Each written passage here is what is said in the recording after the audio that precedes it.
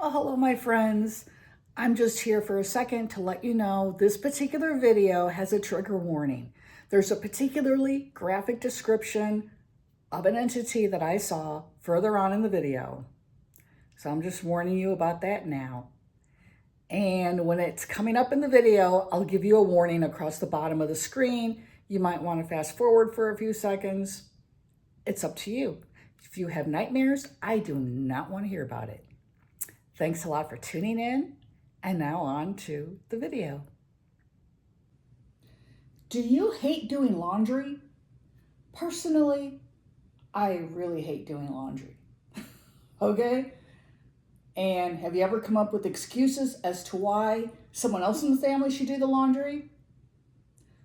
I've come up with the ultimate excuse. At least for the time that my husband and I lived in an apartment in Corpus Christi, Texas. My excuse was, sorry, honey, I can't do the laundry because I've run across little demons living in the bushes. Yeah, demons in the bushes. I wish I was joking. Stay tuned and discover my experiences with little demons living in the bushes of an apartment complex in Corpus Christi, Texas.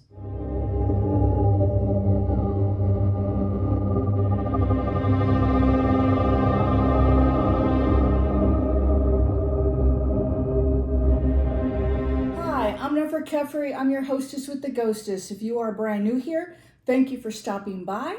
If you like the story I'm about to share with you, which is a 100% real experience of my own, please give the video a like and consider subscribing to my channel. It's free, it only takes you 2 seconds, and if you hit that notification bell for a third second, YouTube will send you a notification every time I upload. I tend to upload every other Wednesday at about 12 noon.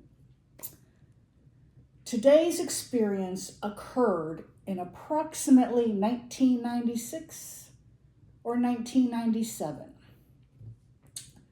My husband and I were currently living in Corpus Christi, Texas, where we were renting an apartment on a very busy street in Corpus in a very large apartment complex.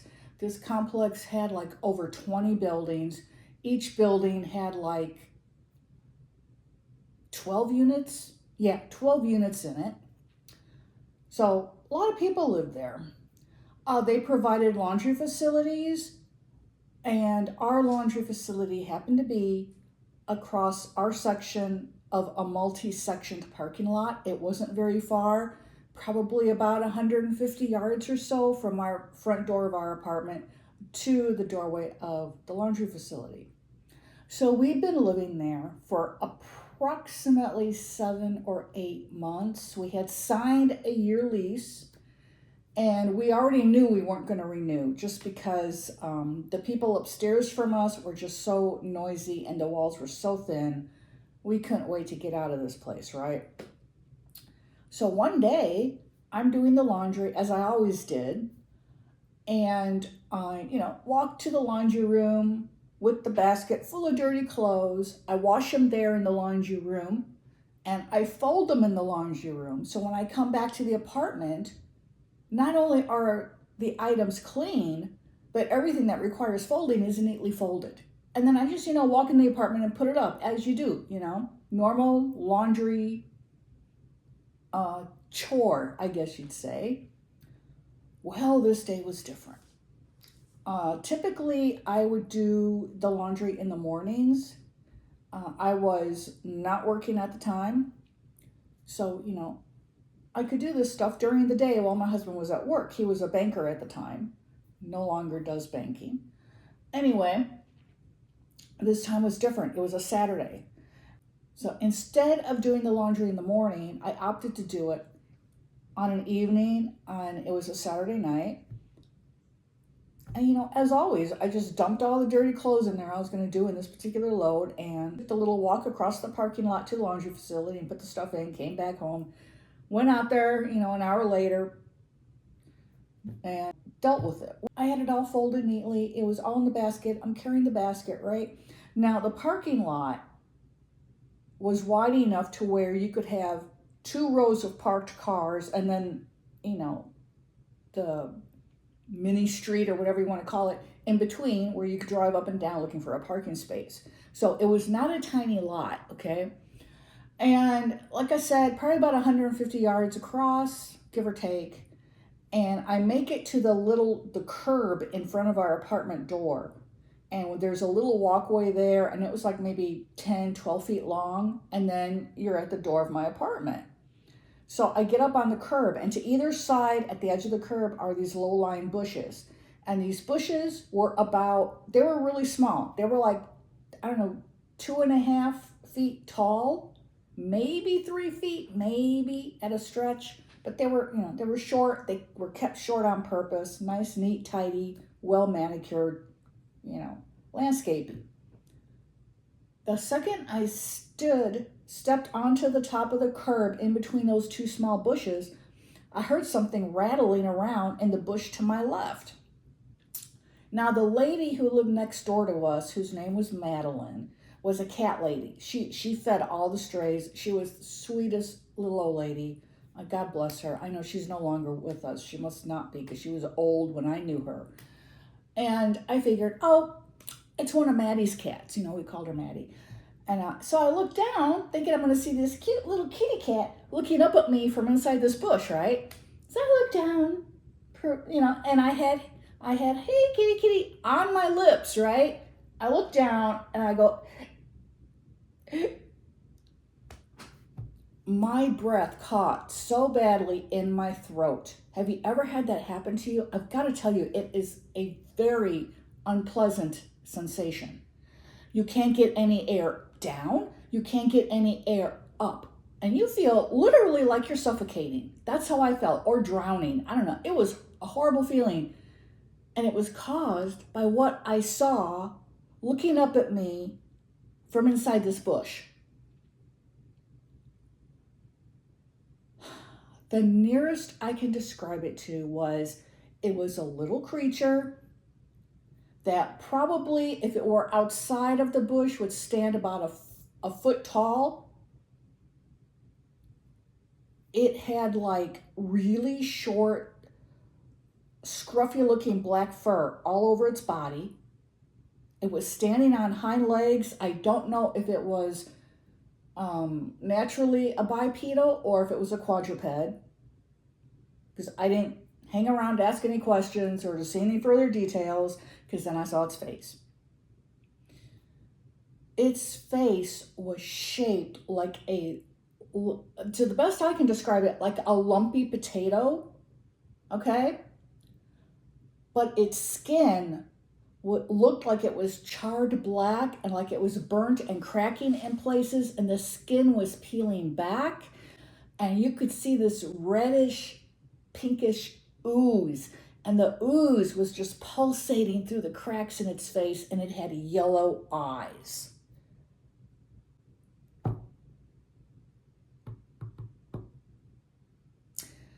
This is something that gives me nightmares to this day, and like I said, this happened in like 95, 96, maybe 97, around in there. What did I do? I somehow managed to scream, and I did the only thing I could think to do. I took the laundry basket and tilted it this way and threw all the laundry down at it, and threw the basket down and ran into our apartment screaming bloody murder. And my husband's like, oh my God, what happened? Are you okay? Are you okay? Because it was dark out. He figured somebody had attempted to attack me. And I'm grabbing him, and I'm saying, it's in the bush. It's in the bush on the left. You're right. Go get it, go get it, go get it. And he's like, what? I'm like, I don't know. Just go get it. Just go get it. I was screaming. I was crying. I was totally hysterical. He forced me down into a large recliner we had at the time. He goes running out there to see our laundry, not only where I had dumped it, okay? It was now spread out between that bush and the walkway further down from ours. So there was the length of an entire apartment between our walkway and the walkway of the next building. So this thing had grabbed our laundry. It either got tangled up in it and ran, or it just pulled it out and decided to be a little asshole. I don't know.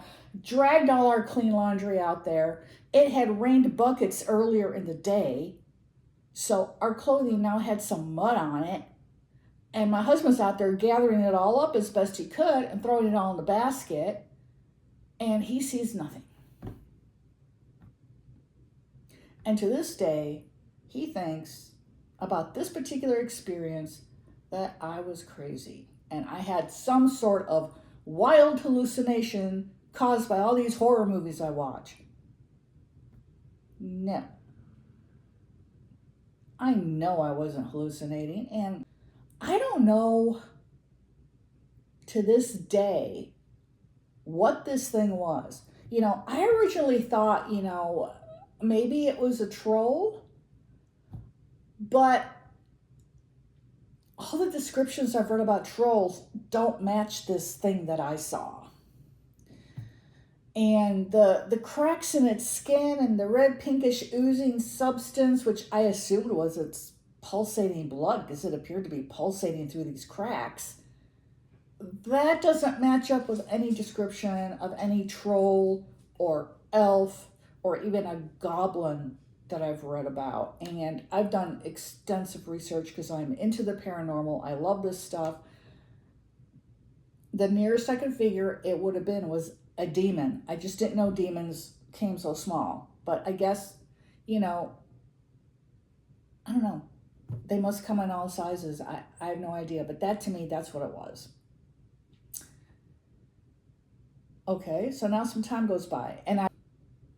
So he would do the laundry, right? Okay, so a little bit of time goes by, and I get a job at a local New Age shop where I am one of the card readers, and I'm also the assistant manager. And I'm telling them what I saw, right?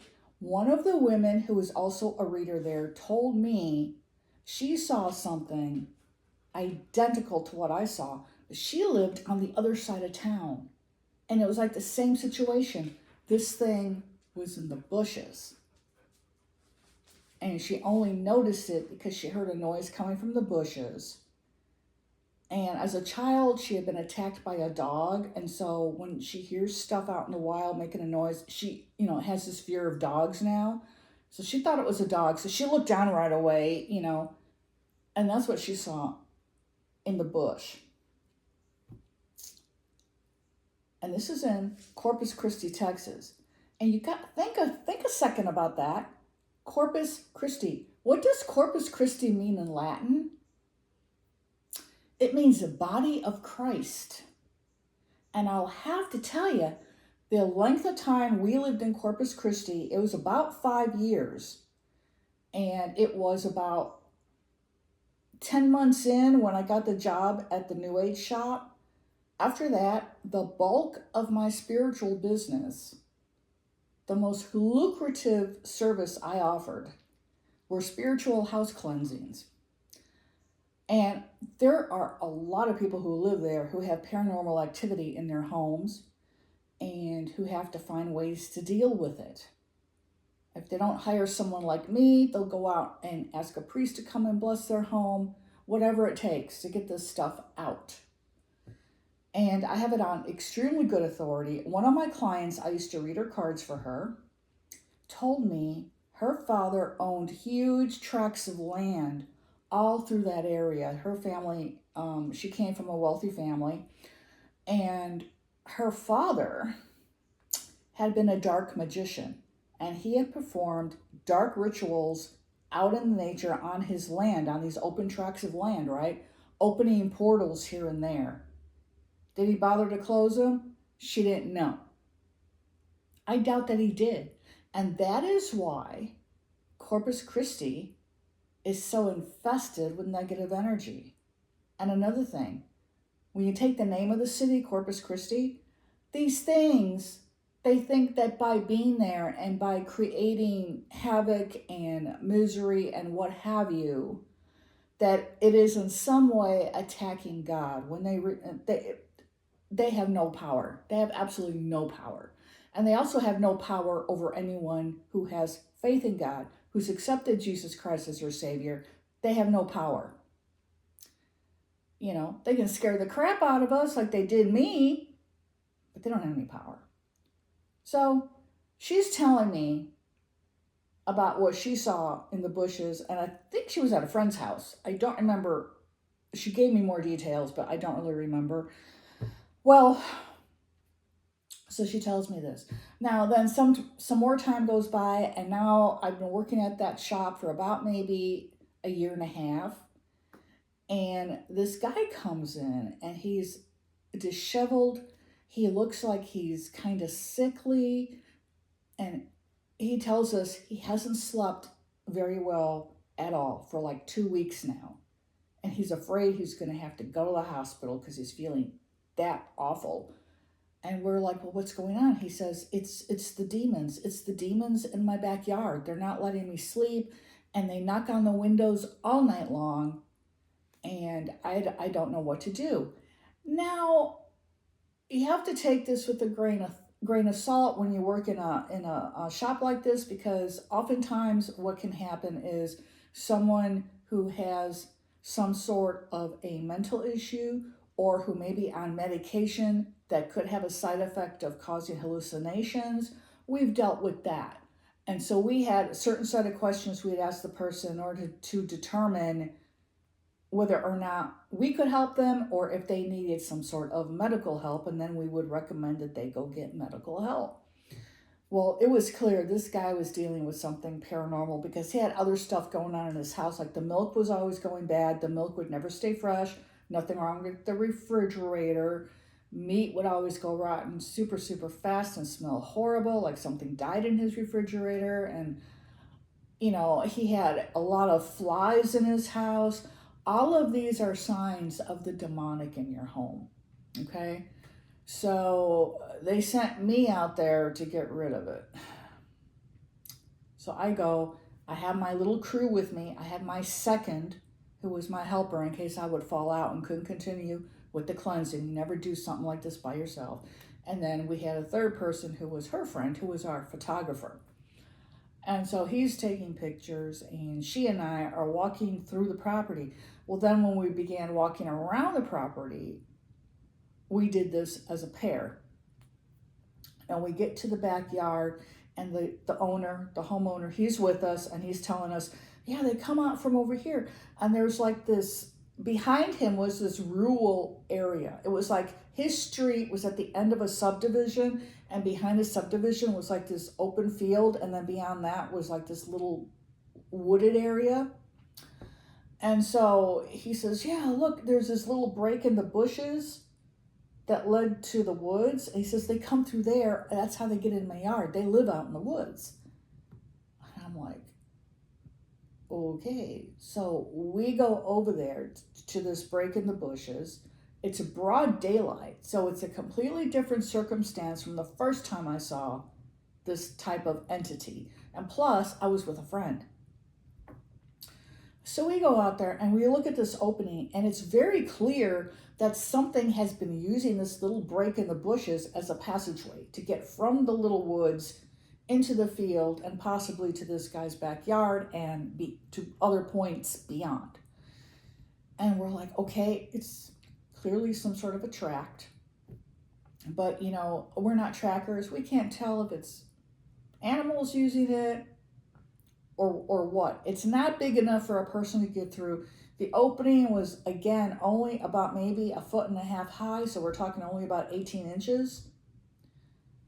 But I was thinking in the back of my mind, it was big enough for one of those little demons or whatever I saw to use. Definitely. Because the thing I saw, like I said, was only about 1 foot high. So we turn around to go back into the house, right? And we hear, I don't know if we really heard it or if we sensed it. We never, between the two of us, could never figure it out. But it was just like something was behind us. And we spin around, and we see that little, oddly lumpy, potato-shaped head with the glowing yellow eyes and the cracks in the skin and the the pink and reddish pulsating blood or whatever it was within those cracks, looking out at us. And then it darts back in. We both scream bloody murder and go running for the house. Meanwhile, her friend's inside the house snapping pictures. He comes running outside to the back door. It's like, are your ladies okay? Are your ladies okay? And we're like, oh my God, we saw it, you know? And so we did the cleansing. We did a 2-person cleansing because now we knew exactly what we were dealing with, and that requires a 2-person cleansing. So another reason when you go cleansing someone's house, always go with at least one other person who can do the same work you do. So we did a 2-person cleansing of the property. We set up a protective parameter around it. We buried what are called witch bottles in the 4 corners of this man's property. They are intended to turn negativity away and keep it out. After that, he had no further issues and was able to sleep just fine. The last thing I heard, a year later, he got married and moved away. Smart man. And we moved out of Corpus Christi about 4 years later. So that are the 2 times I saw a little demonic creature in the bushes. And that's how I got out of doing laundry the whole time, the rest of the time we lived in Corpus Christi. You know, I can laugh about it now, but I'll tell you what, this experience, it still gives me nightmares. Because there are really, other than this large bulbous creature I saw in my backyard growing up, and if you want to catch that story, it's here. Other than seeing that thing, this is the grossest entity I've ever seen. Period. Don't ever want to see anything like that again. So I thank you very much for being here and for watching. Again, if you enjoyed this experience, please give my video a like, drop a comment that gets my videos out in front of new eyes, and subscribe to my channel. I tend to upload weekly. This is Nefer Kefri, your hostess with the ghostess, wishing you a very blessed day ahead. I'd convinced my husband if he wants anything clean, he's going to have to wash it. What in the hell, Magic?